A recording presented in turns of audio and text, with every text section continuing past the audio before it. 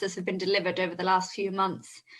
Paul is going to speak about how his team has used commercial approaches to implement and drive customer-centric innovation in a pandemic. Over to you, Paul. Hello, thank you for having me. I'm just trying to share my screen, so if I could have some help to do that, that'd be marvelous. If not, yep, I think someone will help you in a minute. Sorry to be a pain. That's fine. Hello everyone, lovely to be asked to talk.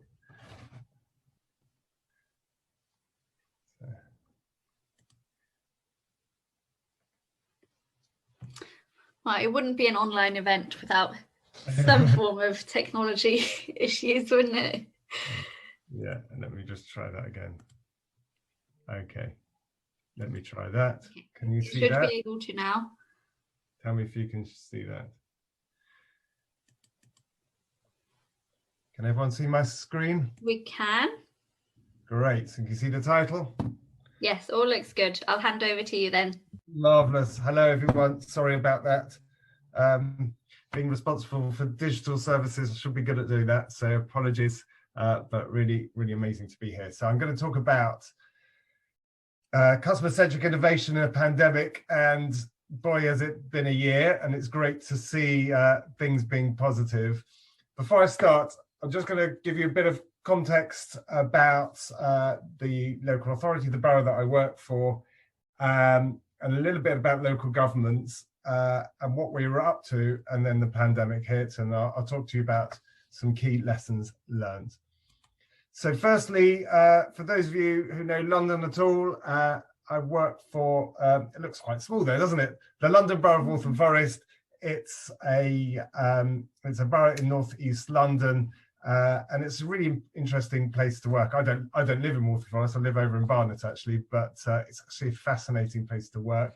It's got had high population growth, like a lot of London. It's got a lot of older people and a lot of younger people, and very, very diverse. A place where change is happening all the time. House prices are rocketing. People are moving in and out. We see a lot of growth actually of digital, small digital businesses. I like to think of ourselves as the Silicon Forest, as I like to say, where we see a massive growth in people moving out of central London to places like Waltham Forest. Lots of uncertainties still about Brexit, what it means for us, even now it's happened. And we're one of the most deprived local authorities in the land, but very much want to work on that as well. What do councils do? What does the local government do? Well, thank you for the Liz for the introduction. And yeah, we do lots and lots of things. I think with hundreds of services that we support. Now, my background actually is mostly in the commercial sector, and I moved to Waltham Forest to my first public sector role in the back end of 2016. And I thought I was busy in other roles. I worked for Sky selling broadband, for example, you know, on responsible for their website, and a massive change now into delivering for hundreds and hundreds of services on a shoestring budget as well. So it's a real challenging role.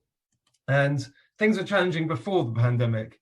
You know, we had masses of issues in terms of finance, money from central government getting lower and lower, and the demands for us to deliver growing every day. So you can see, so these are pre-pandemic headlines.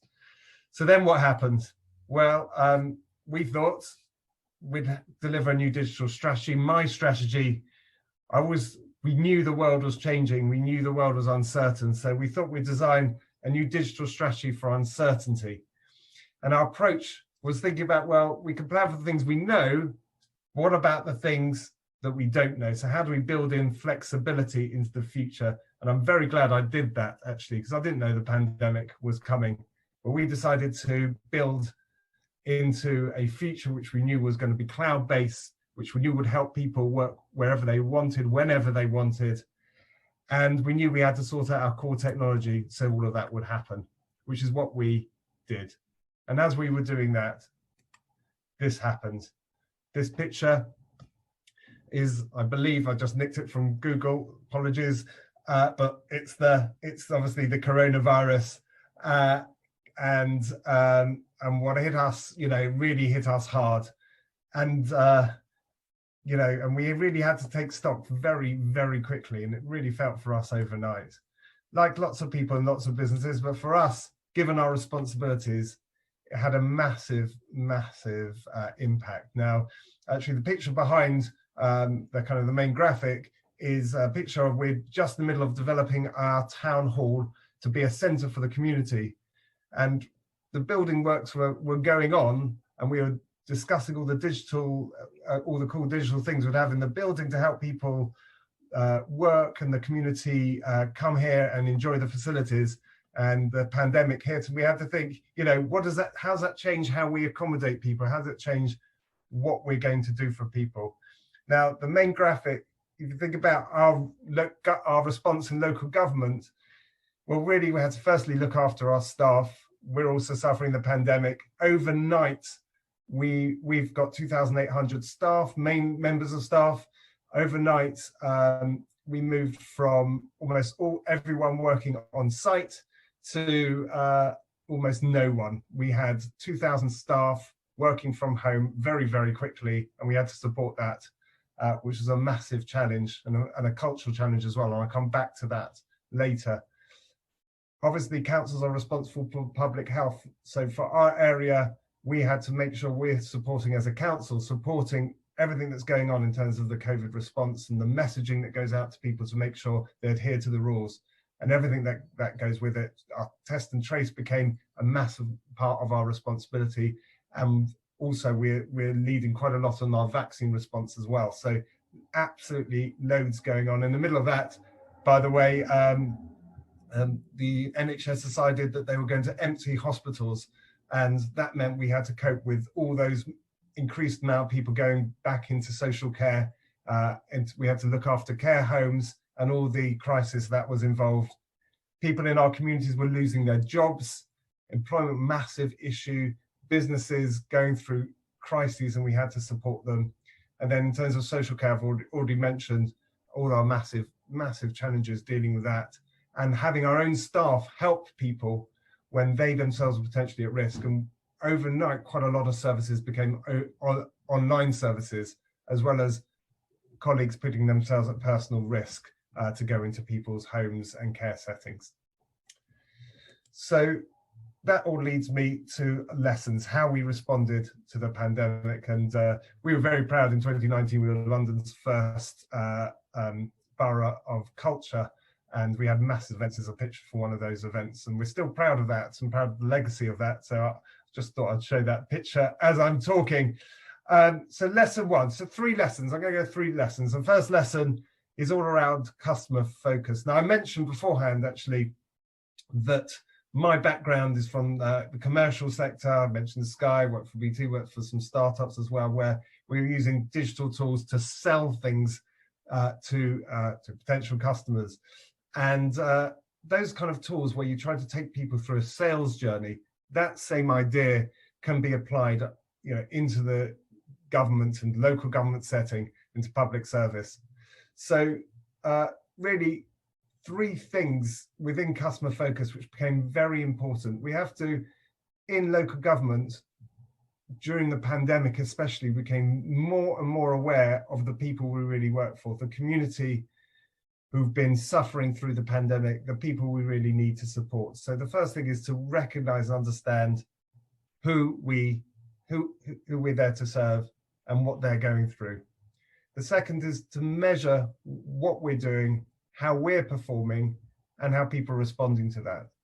So one of the things we did very early on is to make sure we had the right KPIs, the right indicators to show us how we were delivering. I'll show you some examples in the next slide, and to keep on responding to that, whether that's how we're supporting staff or residents and businesses. We met every day at the beginning of the pandemic and refined those KPIs and responded to them very, very regularly, because that was the only way we could really be sure, have that laser focus on our customers, making sure we were doing the right things. And lastly, whether it might be colleagues who are on the front line or actually listening directly to residents, really important to make sure we understood what was going on, how people were feeling and thinking, even though that was difficult. By responding to people's needs, we could deliver the best for our customers. In our case, our customers are residents, the businesses, even the people who visit the borough, our part of London. So the next slide are just some examples of the KPIs that we've been monitoring. So they're internal KPIs to make sure staff could work, and external KPIs to see what people are interested and want to talk to us about as well. And we did that and continue to do that actually on a regular basis throughout the year. Lesson 2 is around culture.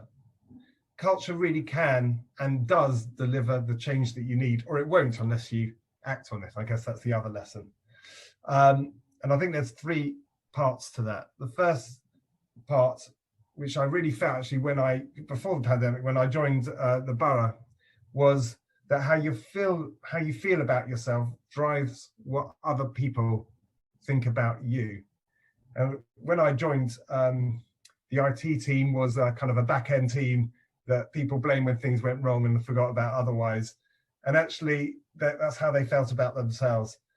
And what I reminded them from the first day, and what the pandemic reminds us still, is actually, as IT specialists, as digital specialists, and people who live and breathe technology, we're not here for that technology. We're not here at all for that technology. That's not our purpose. Our purpose is actually in local government to deliver the services that I showed you, to help with social care, to help with vulnerable children, to help people go to school, to help sweep the streets and keep them alight, to help every part of people's everyday life. That's our purpose, and we have to be very connected to that. And if we feel about that ourselves, then what we deliver will be so much more connected to that purpose, and the value that we bring will be much, much greater. The second is to act to solve problems consistently, to make sure that we're totally connected, understand what people want. Sometimes we've got great ideas, amazing technology, but actually the pandemic reminds us that we're here to solve people's problems, to help them get on with their day, to help them be better, to do better. And that, I think, has been a massive lesson. And I'll show you a bit later some of the things we've delivered as a result of that. And then lastly, I think this is true wherever setting. I think we never believed that we could be, even us who love technology, never believed we could still be a part and still act and deliver as a team. But yes, we managed to do that. But to do that, you have to invest in the team. You have to invest in the time to speak to everyone, to listen, even remotely, to check in with people. And that's been a massive part of our learning as well. And as part of that, corporately, we've designed, I'd say, a new public service strategy to remember that us in the council, in our local authority, is not just about us, it's about us acting with our customers, with residents together, to forming a community that delivers a better outcome for everyone, especially in a pandemic. And I believe that's something we'll take forward as well. Last lesson, an openness to try new things. That's lesson 3. And really 3 new things. I think beforehand, that bureaucracy that stopped us from delivering beforehand, that everything took so long, that was thrown out the window to a degree. No, only the bad bureaucracy, I would say. We still had to make some checks and do the right things. But actually, by challenging barriers, we were able to deliver faster and better and to try new things. And when we delivered, we realized we could do so in an agile way. So we could deliver smaller things, assess how they went, make changes and improve. And then lastly, everyone suddenly realized across the council what we were here for, that actually we could deliver amazing things digitally, whether that be our homelessness reception went online and we still delivered an incredible job, in fact, better job than ever before, how we could deliver social care in new ways, how we connect with each other and with our residents in new ways. All of that's going to be taken forward as well. And here's a little snapshot from our website. It's so busy because we've done so many services. Liz kindly mentioned 30 new digital services. I think it's actually more than that. We've delivered it overnight because we've been open to trying absolutely new things. We're really, really proud of that as well. So I guess that leads me to the end, because we're still in the middle of this and we're still delivering. We just delivered a whole new vaccine capability for our local community to monitor vaccines for our local health community. We're still helping local residents get the help and support that they need in almost every way. But now is the time to start to think, do I really want to go back to the way it was before, or are there more things that we could learn? So that's the question I'll leave you on. Thank you so much for having me. Thank you very much, Paul. It sounds like it's been a challenging but busy and interesting time for you. Next up is Phil